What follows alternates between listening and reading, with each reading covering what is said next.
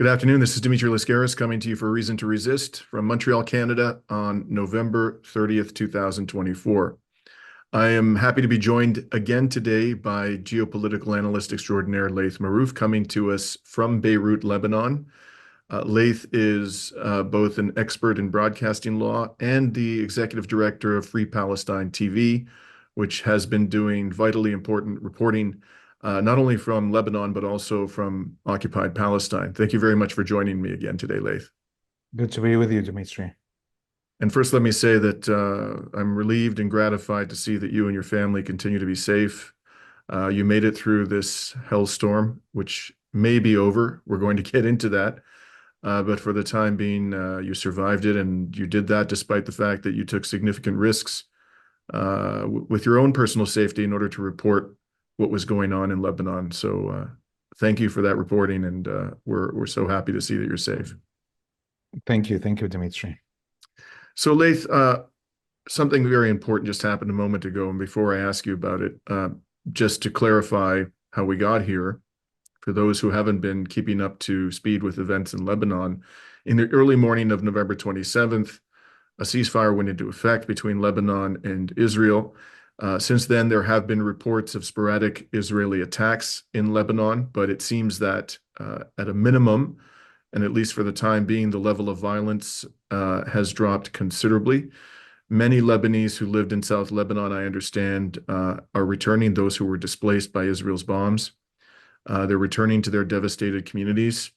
But interestingly, Laith, when the ceasefire went into effect, Hezbollah itself had not publicly committed to the ceasefire. Rather, the Lebanese government had committed to it and was giving assurances that Hezbollah was in agreement. And so therefore, because there wasn't a direct public embrace of the ceasefire by Hezbollah's leadership, there were questions as to what it actually intended to do in regard to the ceasefire and why it had done so, why it had agreed to it, if in fact it had agreed to it. Now, moments ago, you alerted me to the fact that the new Secretary General of Hezbollah, Naim Qassem, gave his first speech since the ceasefire went into effect. I understand you've watched the speech. Can you summarize for us what he had to say, and in particular, what did we learn from that speech about Hezbollah's view of the ceasefire, and particularly why Hezbollah has entered into it? Yes, so the speech everybody was waiting for to understand the position of Hezbollah clearly, because there was a statement issued by Hezbollah that is written after the ceasefire came into effect, and it didn't mention even the word ceasefire in it or discuss it. So people were confused, to say the least, about what is the position of Hezbollah. And so to hear Sayyid Naim Qassem speak today, it finally brought clarity to everybody. And what he said is that this is a ceasefire signed on between the Lebanese government and the Western negotiators, and that it only entails a return to 1701, and therefore Hezbollah has nothing to say about it because it's only about the implementation of 1701. And so, Sorry, Laith, could we just pause there? Could you please explain to people what 1701 is? Because not everybody might know that. So 1701 is the United Nations resolution that came into effect at the end of the 2006 war. And again, it was a Security Council resolution that was agreed upon by the Lebanese government to cease hostilities and to have the United Nations put a force on the ground that stops the violations of sovereignty of both sides of the border. And as we have seen, of course, since 2006, this UNIFIL force never stopped the Zionists from violating the sovereignty of Lebanon tens of thousands of times over the span of those decade and a half since then. And so what we are seeing is, from the speech at least, what I could gather from this is that for Hezbollah, they didn't agree to anything. It is the state of Lebanon as the sovereign, which they support, have agreed to the return to 1701, which he described as a bigger victory for Hezbollah and a bigger defeat for the Israelis than even 2006, because they have lost so much as a of their military and their might, and so much was destroyed inside Israel over the span of this war, that they going back to the status quo of the end of 2006 shows a bigger defeat for the Zionists. Now, he started his speech saying that he didn't speak immediately after the ceasefire came into effect, because he wanted to see what the Lebanese people of the south, of the Beqa, of all of the areas that were evacuated, returning to their homes, how do they view this moment? So he doesn't speak in a manner of propaganda or popularism. He wanted to see what do the people feel this day, and seeing that at 4 a.m. exactly, when the ceasefire came into effect on the 27th, that hundreds of thousands of Lebanese driving back to their villages and towns all across Lebanon, and going all the way to the border, and seeing the voices of these locals that are standing on the rubble of their homes, saying this is for the resistance, and is basically a sacrifice that for the resistance, and Sayyid Hassan Nasrallah, the martyr Secretary General of the Hezbollah, and seeing even mothers that have given their sons as martyrs in this battle, saying that their sons are a sacrifice for the resistance and the honor of this country, assured him that when he would say that this is a victory for Hezbollah, that he wouldn't be just speaking in populist manners. Mhm. Before we get into the question of victory and so forth, I think arguably, at least for the Palestinian people, not necessarily for the Lebanese people, but for the Palestinian people, the most important aspect of this ceasefire is that Hezbollah agreed to it, or the Lebanese government did, with the tacit assent of Hezbollah's leadership, even though the genocide in Gaza is continuing. Now, I've already done a report on this. I spoke to Marwa Osman, and I'm going to repeat briefly what I said in that interview. Given what Lebanon has suffered and was being made to suffer by this genocidal regime, destroying, cities, villages, wholesale, murdering medics, and so forth, one could hardly ask more of the Lebanese people than they've sacrificed. They've sacrificed more outside of Palestine, of all the groups outside of Palestine who have fought to bring an end to this genocide. Certainly, I think any reasonable observer would say the Lebanese people have sacrificed more by a wide margin. Nonetheless, however, there is the reality that a major source of pressure on the Israeli military and the Israeli economy has been alleviated, and namely that those were the attacks by the Islamic resistance on Israeli military targets primarily in the northern part of occupied Palestine. So what do you think this means for the people of Gaza, Palestinians in general, but particularly the people of Gaza? Well, I would say there's two things that we need to focus on to understand really this moment. Number one, that not only did the Lebanese people give the most, as you described, to the liberation of Palestine and support of the Palestinian people suffering the genocide, but that actually Hezbollah suffered huge, huge blows.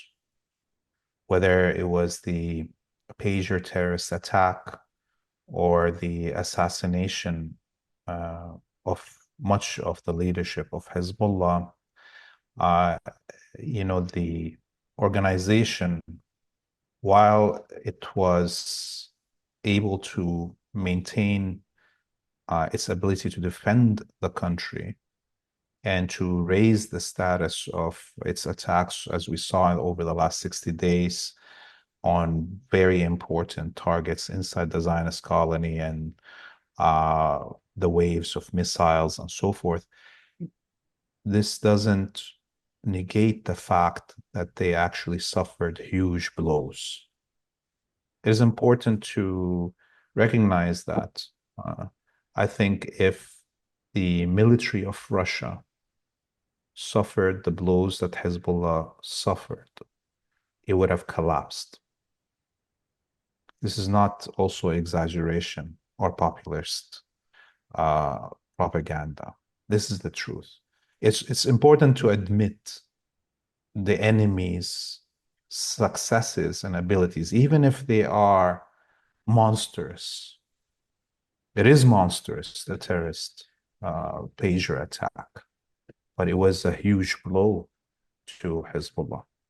And for the party to be able to still fight man to man on the front for 60 somewhat days and defeat all the elite units of the empire combined, because it wasn't only Israeli soldiers fighting on the ground there, okay, along with mercenaries. And this is happening also in Gaza. It is a victory for the Hizb. But also the Hizb, I am sure, is wanting to be able to resupply itself and reorganize itself, reacquaint itself to its new leadership in all the positions that had to be replaced, and figure out how to prepare for the next round. And this is the second thing that we need to remember. This is a supposed ceasefire for 60 days. That brings us to the presidency of Trump.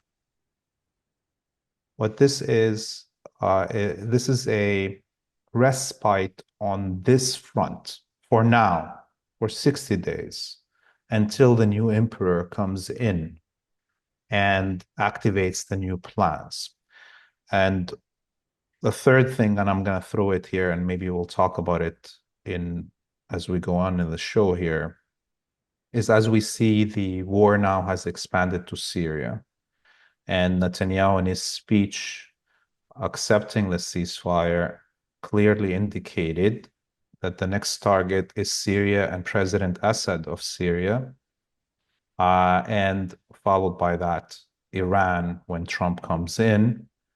And within moments of Netanyahu making that speech, the Wahhabi death squads in Idlib and northern Aleppo, armed with Ukrainian drones, covered by Turkish artillery, attacked the Syrian positions around Aleppo and the M5 highway and have been invading for 3 days now, confronting the Syrian military, who at this moment, its most loyal ally, Hezbollah, is busy protecting the south of Lebanon and has suffered such a huge blow that it can't come to its aid.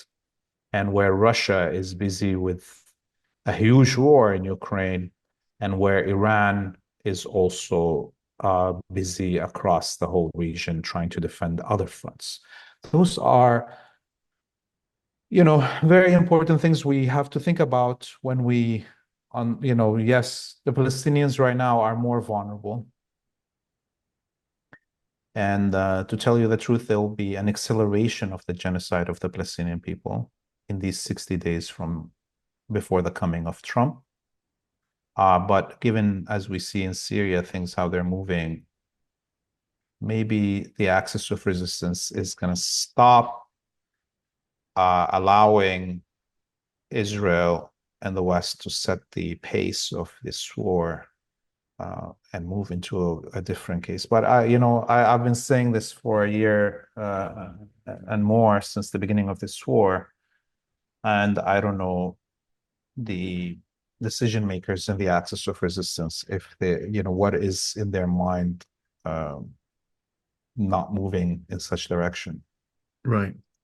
Well, in that regard, I just want to point out that I believe it was yesterday or it was some point after the ceasefire went into effect, the leader of Ansar Allah in Yemen, Sayyid Abdul Malik Badr al-Din al-Houthi, gave a lengthy speech in which he praised in considerable detail the sacrifices of the Lebanese people and the Islamic resistance. He had some choice words for the governments of the Arab world who have betrayed the Palestinian people.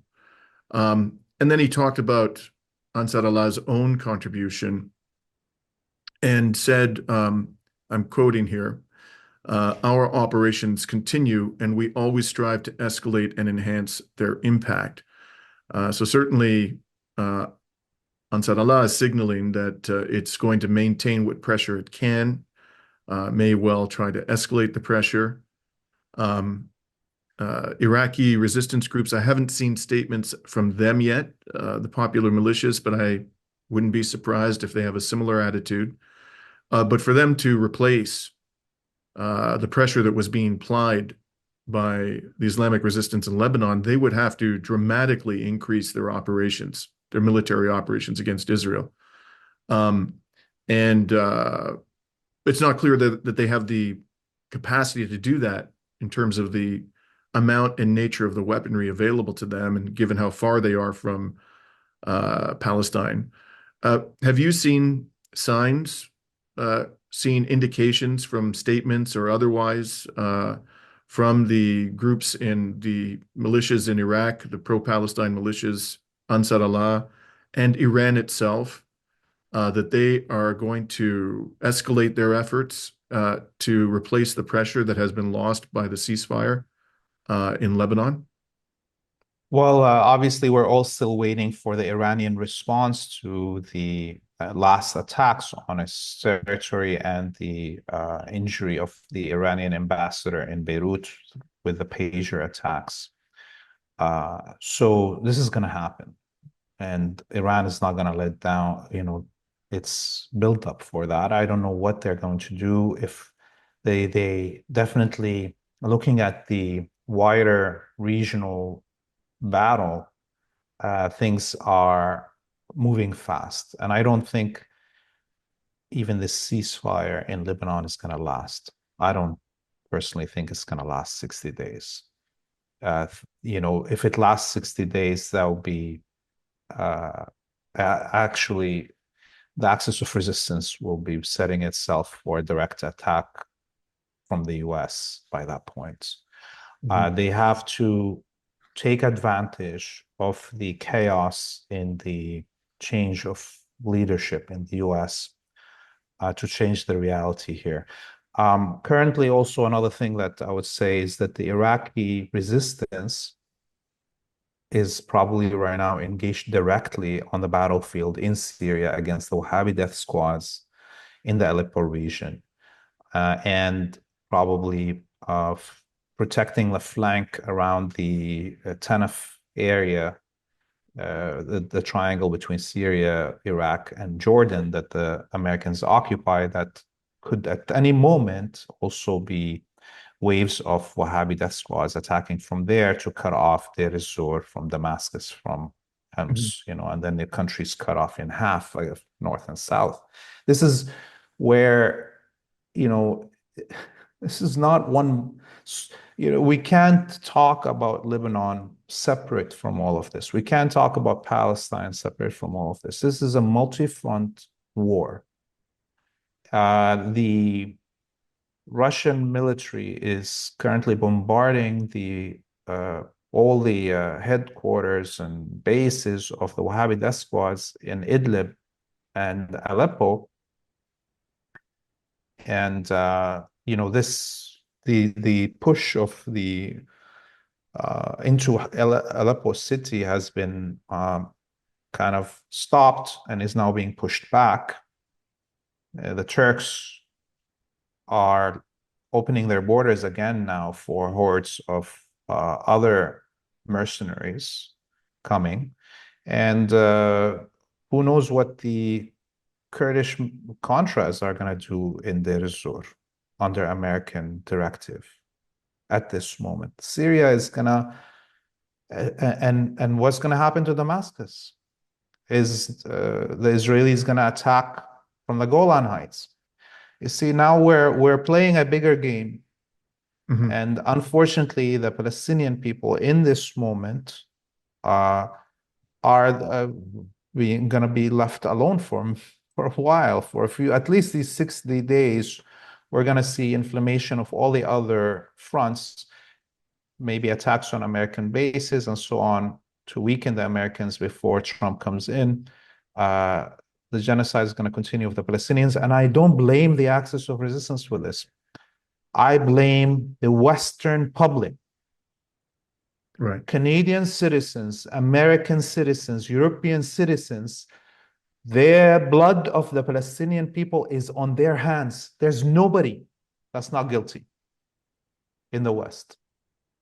Because what is happening in Palestine is being done in the name of quote unquote Western civilization and Zionism, the official religion of Western states.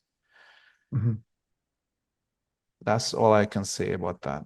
Yeah. I'm getting angry, man. I'm getting angry. It's really it's a sad there's a ceasefire. I'm happy for the people in the south. I went down. We can talk about that also. Mhm. Too many locations. But it is a sad moment. The price that has been paid up until now to keep the hordes of white supremacy, the empire ruled from DC. The people of Bilad al-Sham, of Greater Syria, have been paying the hugest price to save humanity. Millions of people have been genocided in Iraq, Syria, Lebanon, Palestine to keep these hordes away. Russia wouldn't be where it is today. And this is, I hope, our Russian allies remember this. The hordes would have been at the doors of Moscow if we didn't sacrifice here in this region to take the blows of the West and make sure they're not victorious here for over a decade now, a decade and a half. Mhm. China wouldn't be where it is. I hope they remember our Chinese brothers and sisters. They would have been having to fight the Americans 15 years ago without their abilities that they have today, if it wasn't for our sacrifices in this region. And the Western public as a whole would have been re-enslaved if it wasn't up for our sacrifices. So I want to, I'm going to just part company with you on one point, Laith, and that is, well, I think there is a lot of culpability to go around in the West, including amongst our fellow citizens from Western countries. I wouldn't go so far as to say that everybody is culpable, because there are some people who are doing everything they can to put a stop to this horror. But having said that, and this is something that I intended to say during our discussion today, whether or not you express the sentiments you just expressed, now that the Lebanese people have made this sacrifice, and as I said, it's more than anybody could demand of anybody. It really is time for us to step up to the plate here in the West, because we've not done that. There haven't been enough people demanding enough of their governments and using all the tools that are at their disposal to make those demands for us to make a difference. With all of the protests, I commend people who've protested, but that clearly has been grossly inadequate to stop our governments from supporting this genocidal entity. we now need to up our game dramatically and begin to make the kinds of sacrifices that are necessary to put a stop to this horror, because it is being done in our name. It is absolutely, and it couldn't be done without the support, the material support, the legal support, the political support of our governments. Israel is, as we have discussed, a geopolitical pipsqueak. And although it likes to claim that it's able to dominate the region based upon its own inherent superiority, this is, of course, nonsense. It is an instrument of Western power. And without Western governments' multifaceted support, which Western citizens allow Western governments to give to Israel, there's no way that Israel could get away with these crimes. So we have a responsibility in the West to step up. And to those of you who have not done your part, who might be listening, I implore you, please, before it's too late and this genocidal regime achieves its evil, satanic objectives, do whatever you can to put a stop to this. In any event, I had to get that off my chest. I want to talk to you about the reality of this ceasefire, Laith. So there was an interesting poll done by Channel 13 News in Israel. Came to my attention because of a tweet by Professor Mohammed Marandi, whom you and I have both interviewed, we know personally. And the poll showed that 61% of respondents believed, this is in Israel, that Israel didn't win the war with Lebanon, the Islamic resistance and other resistance groups in the country. And only 26%, basically a quarter, said that it did win. What are your, and looking at it from the objective, from the perspective of the stated objectives of the Zionist entity, right? What were its objectives? How do you assess this? Did it win? Did it lose? Was it a draw? And if so, whatever your view may be, could you explain to us why you have that view? Yeah, well, when you are defending against a much larger, much more powerful enemy as the imperial hordes that, and with the Zionist colony, a draw is a win. There's no such thing as a draw in that situation. A, a, a small group of militia fighting these hordes and not allowing them to move into Lebanon for 60 somewhat days, that's a win. That's a victory for Hezbollah. Now, at the other hand, the opinions of the Zionists, why they think that they didn't win is because in their mind, they wanted a full-out genocide. These are genocidal populists of the Zionist colony, that anything other than what they see in Gaza, they consider a loss. Okay, they don't count their wins by military victory on ground against an armed enemy. They count their wins by a number of innocents that they killed. Saying all of that is still is a we can't get also stuck in our head about this victory. It came at a huge price, and the genocide continues in Gaza. And the Hezb is going to take a while to return to the full health. It is coming back fast, but as we see, the enemy is moving to other parts of the battlefield and instigating, trying to cut off the resupply of Hezbollah, basically, by achieving what they couldn't achieve in the 10-year genocide in Syria that people like to call the Arab Spring.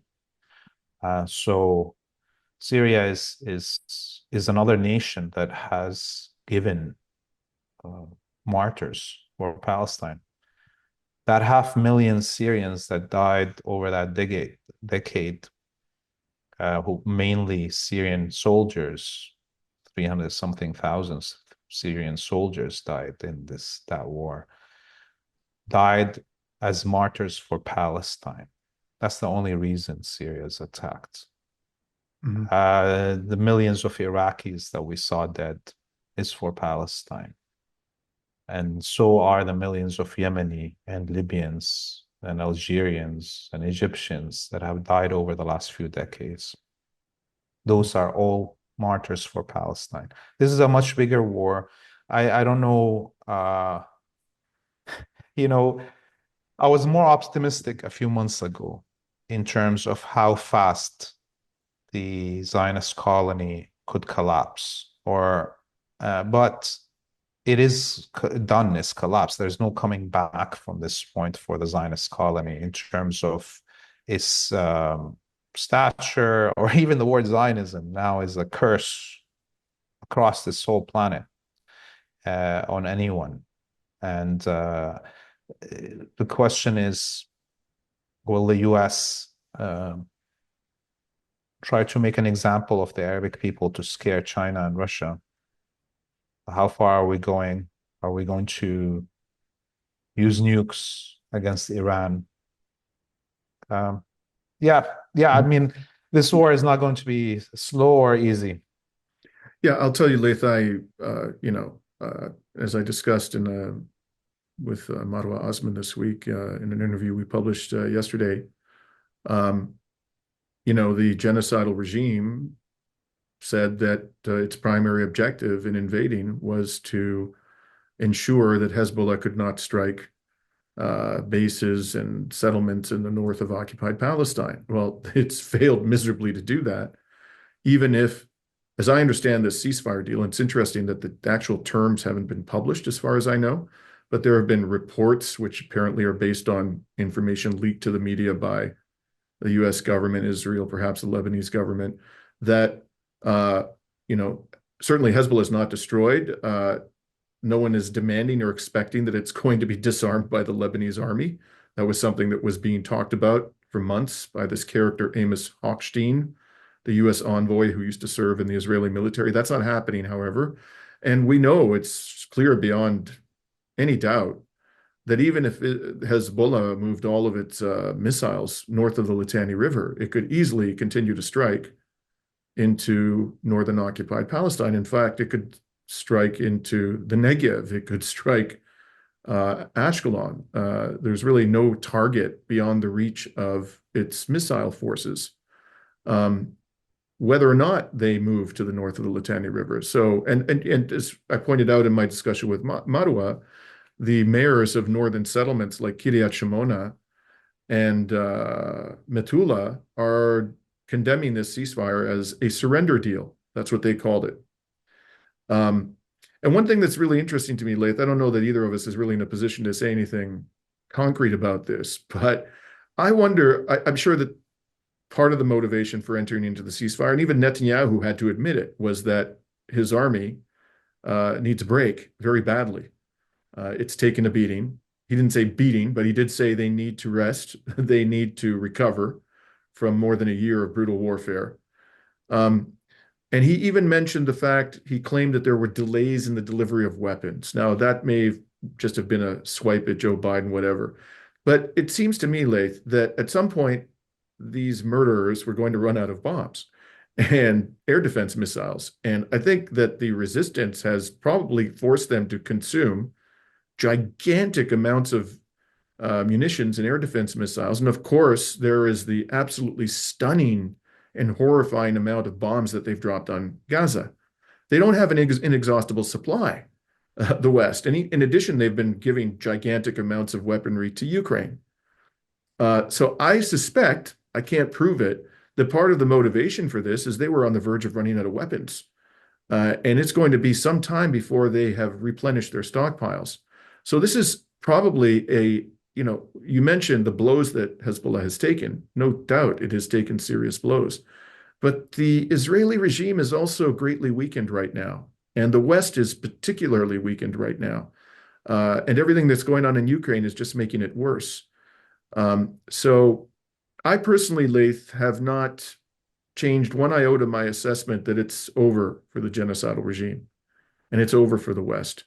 My concern is that this is going to take longer than perhaps we had hoped, and that this means that more innocent people will be murdered by the genocidal regime before it is finally brought to its knees. Um, Before we move on, I want to talk to you some more about Syria, but before we move on, anything you want to add in that regard? Yeah, I mean, look, definitely they are defeated. There is no such thing as a Zionist military. It's just there's a Zionist air force, okay? And the uh, factories were destroyed by Hezbollah, specifically in the last 60 days. The destruction of all the military factories in Haifa region and around Tel Aviv uh, meant that the Israelis were becoming almost 100% dependent on the arms deliveries. So that was not enough. That meant that they were running out of what they have as quotas that they have to fire every day. They had to cut down. Okay. Otherwise, they're gonna, find themselves unable to fight this war. And the other thing is that the amount of anti-air missiles that they fired has no parallels since World War II. Thousands upon thousands of missiles fired over this 14 and a half months, almost 15 months now, unheard of since World War II. So yes, this is putting a lot of strain on the West. But as we see the way that the enemy is fighting this is multifaceted on multi fronts. And sure, Hezbollah won this war, but is weakened. And at this moment of its weakness, the attack comes on Syria. We're going to discuss it a little bit more, but that's really what's happening. We can't, yes, we're still resisting, but we haven't fully won this war, and it's going to take a while. Okay, so let's talk about this thing. You've already covered a lot of the ground I wanted to cover in regard to Syria, but there's one specific thing I want to flesh out with you. There was a report in the Middle East Eye that, according to Turkish security sources, as the article describes them, the Syrian rebel assault near Aleppo is a quote unquote limited operation.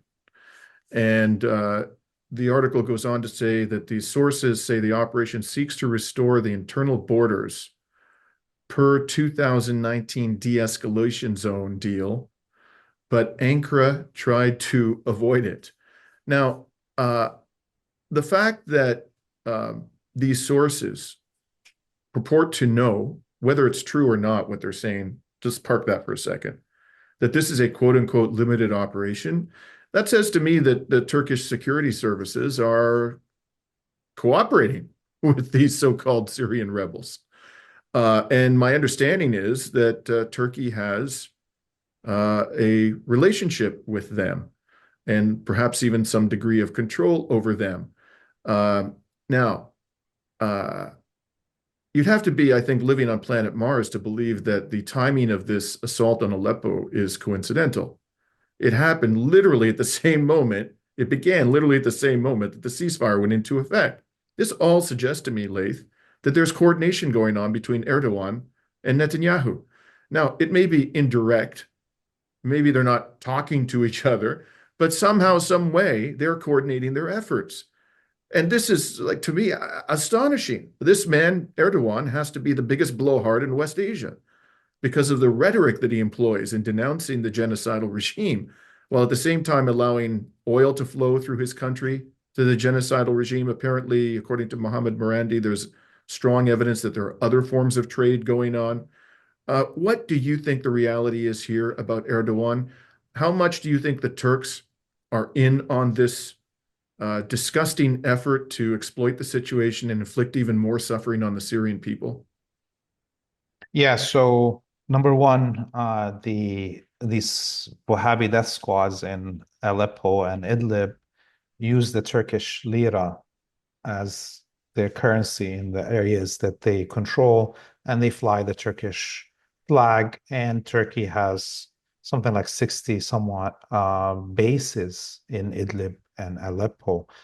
And currently their bases, the artillery there is firing on Syrian positions, opening the path basically for these death squads. And the drones that are being used are Turkish drones manufactured in Ukraine under license. So there is no these contras cannot exist without their sponsor, the Turkish military and Turkish intelligence and the Erdoğan regime, and their masters in Washington, D.C. and Tel Aviv. Erdoğan is just a clown, okay, and he's a sock puppet.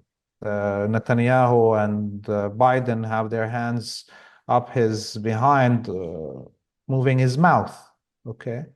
This is what's happening. This is here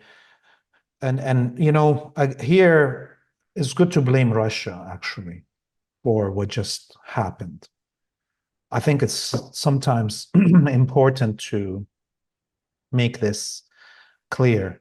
Russia is the one that stopped Hezbollah and the Syrian military from totally liberating Idlib. The battle in Saraqib, where the Hezbollah destroyed the advanced Turkish military positions there and sacrificed 40 somewhat martyrs to keep that ground. It was only Russia that stood in the way of liberating Idlib city and ending the existence of the Wahhabi death squads in Idlib. That was the ceasefire that Russia negotiated in order to try to sway Turkey away from NATO and Ukraine at the price of the blood of Hezbollah and Syrian military soldiers. And what did Russia get in return from this two-faced sock puppet? They thought that they can put their hand up his behind to try to, puppeteer him a little bit. Look what happened. They got betrayed in Ukraine. They got betrayed right now in Syria. And so the Russian military and the Russian Air Force have a debt to pay today to Hezbollah and to the Syrian army. And they need to clean this mess up. Their Air Force has to work 3 times harder than it is working. Those air defenses that the Russians have been holding back should be handed to the Syrian military. Advanced missiles that have been used in Ukraine have to be given to the Syrian military in return for the services that Iran has provided with its drones and other technologies. This is, sometimes because the game in this region is not even just a war about liberation of Palestine, it's a world domination game that includes all the players in the world. It becomes harder to analyze these battles individually. So people get, because they forget the bigger picture, like that I'm just telling you about. Yeah. So look, I would say, Laith, until Turkey withdraws from NATO, nobody should assume that Erdoğan or any other leader of Turkey is an independent actor. If you're a part of NATO, you are under the thumb of the US government, end of story. And that's true of every single vassal state that is in NATO. I want to go back to something you've used a phrase repeatedly to describe these so-called Syrian rebels. You refer to them as Wahhabi death squads. I've seen reports which suggest that a lot of these terrorists aren't even of Syrian nationality. And by the way, for our audience's benefit, you yourself are partly Syrian and you know that country intimately well. So just so people understand, we're speaking here with someone who has tremendous knowledge of Syria and its recent history in particular. What's your understanding as to where these terrorists come from? Yes, so the elite units, and we saw them filming themselves, are basically all the Central Asian countries, the Stans, the Turkic, Mongolic people, Uzbeki, Turkmen, and Uyghur, and others, and also Turkish fighters, Chechens. So all the Turkic peoples, okay? And that's the elite units that they have there. This is a remnants of Al-Qaeda and ISIS that came. And of course, you have all the Syrian mercenaries that have now grown up for a decade with no income except being a mercenary in these regions. So you know what this tells you also? It tells you China has a debt to pay to Syria also. We are taking the brunt of the Uyghur terrorists on our land. They're killing our people. China has to step up also.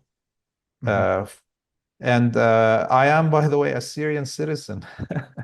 My father's side is the Syrian family. My mother's side are the Palestinian family. I consider myself both.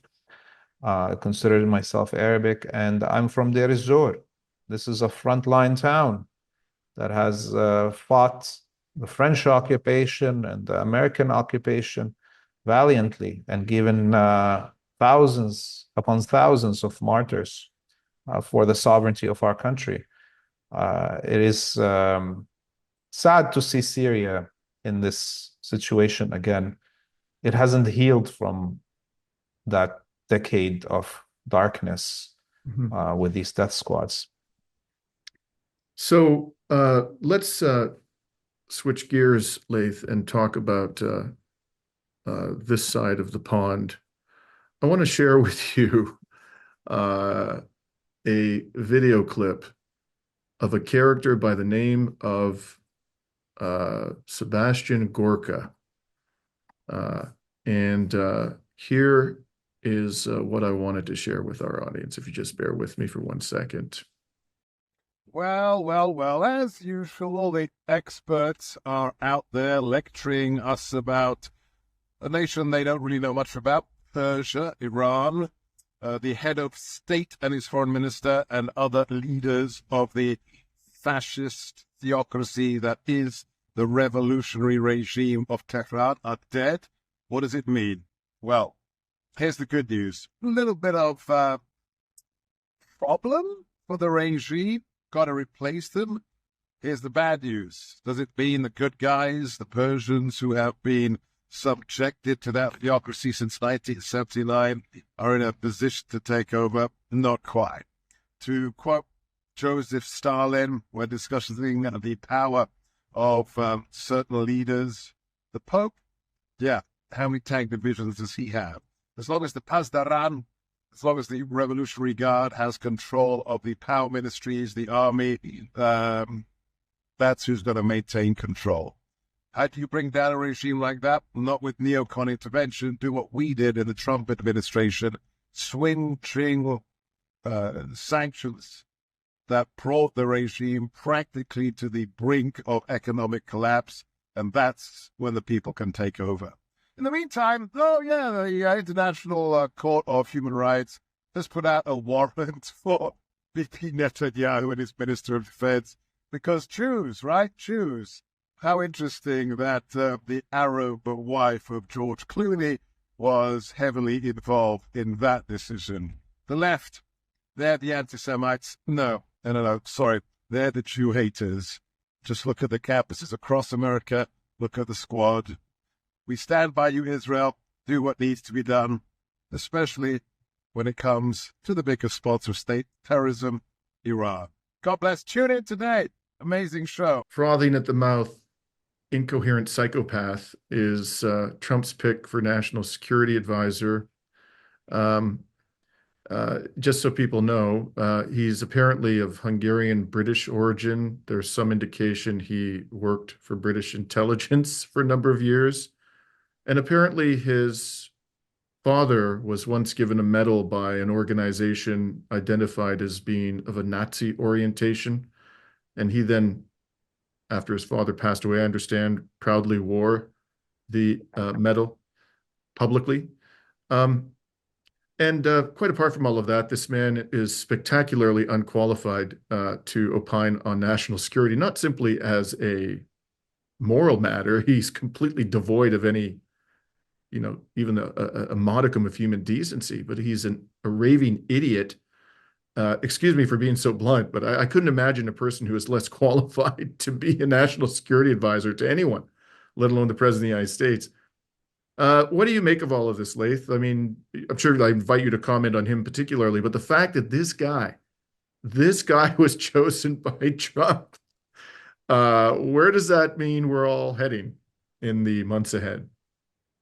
Yeah, look, I mean, when you put him on, I couldn't believe that this person, number one, it was how they were speaking. It was incoherent, yes, but it was clearly he had 4 or 5 buzzwords and points he had been given in the script that he has to, and then told just rant it, right? Ranting in the car, kind of video on TikTok. But he couldn't put it all together in a coherent way. It was really bad propaganda. What does it tell us about where we're going? We are seeing the decay, the final moments of the whole empire that is Zionist. And as again, Ibn Khaldun, that I may have referred to on one of your shows, would say about the rise and death of dynasties, states, and empires is 3 generations. And we are on the 3rd generation of the imperial elites since end of World War II and the imperial seat moving to Washington, D.C. So these are symptoms when the empire cannot birth any leaders, not only as figures as top heads like Trump and Biden or Johnson in the UK or whatever, the Greens in Germany or Trudeau. All of these are unqualified people, but then you have everybody else that's around them. Okay, so all of this is symptoms of the full decay. The empire cannot birth elites that are coherent, that can do something. And this is going to accelerate the collapse of the empire with madness, anyone that thinks that Trump's going to stop any wars are going to be slapped in the face really hard once he starts growing the wars. Those who are around him, he's choosing, are not only Zionists, but are actually Armageddonists that want to destroy Al-Aqsa Mosque and build the temple on top of it, and drive us into a world war, nuclear, with China and Russia and Iran. So doesn't mean that they are crazy, that they don't have nuclear weapons or that they can destroy humanity. They could. And this is where the responsibility for Western audiences. It's one thing for us to sit down and talk about the victories of the axis of resistance, or what victories of Russia, or the amazing advances of China. None of that is gonna save humanity if we're in a nuclear war. And that reality of a nuclear war being stopped is not going to be stopped at the battlefield here, because the more we win actually as an axis of resistance, or the more China wins, or the more Russia wins, the more probability that these crazies will drive us into a nuclear war. So what is the Western public going to do? If the Western public doesn't take their responsibility seriously, no matter how many victories we have in the South and the East, we will all end in a nuclear holocaust. People need to take their responsibility seriously and try to change the elite revolution. Revolution is the only path forward for the Western civilization to survive, for humanity to survive. Yeah. I'm going to conclude our interview today by telling you a little anecdote, Laith. I was walking down the street yesterday, street you know very well, Sainte Catherine in Montreal. I was heading to the gym and I saw a camera crew from CBC. And I didn't recognize who they were. I just saw the CBC camera and they had the microphone out and they were about to start doing a report. And I walked up to them and I looked at the three of them and I said, "Do you realize that we are this close to a nuclear war? Why isn't your media organization talking about the threat of nuclear war? Please start doing your job." And I walked away. And I'm going to repeat what I said earlier. I couldn't agree more. We have to up our game. Citizens of the West, we are the ones who are allowing our governments to take us down the path to nuclear holocaust. Not just genocide of the Palestinian people, but a genocide of all humanity. That's where this is heading. And we have it within us to stop it if we rise to the occasion. So with that, Laith, I want to thank you again, brother, and please stay safe. I agree this war is far from over, although it would be... If I can say one thing, Dimitri. Sure, please do. I have two reports coming out from the south that we produced over the last 2 days. You know, we had so much traveling that we couldn't have time to do them, but now they're going to be out today. But I would say, you know, over the last month, YouTube suspended our page for a week. It's back on now. And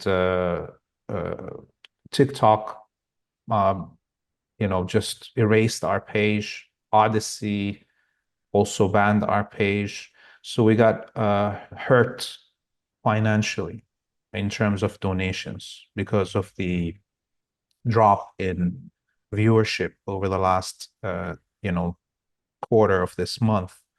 And we are in the red, where, you know, we're producing, this month we produced 140 reports from the field in West Bank, Jordan, Lebanon, and we're going to continue. But we need all as many people to help us donations. We are, you know, really hurting from this.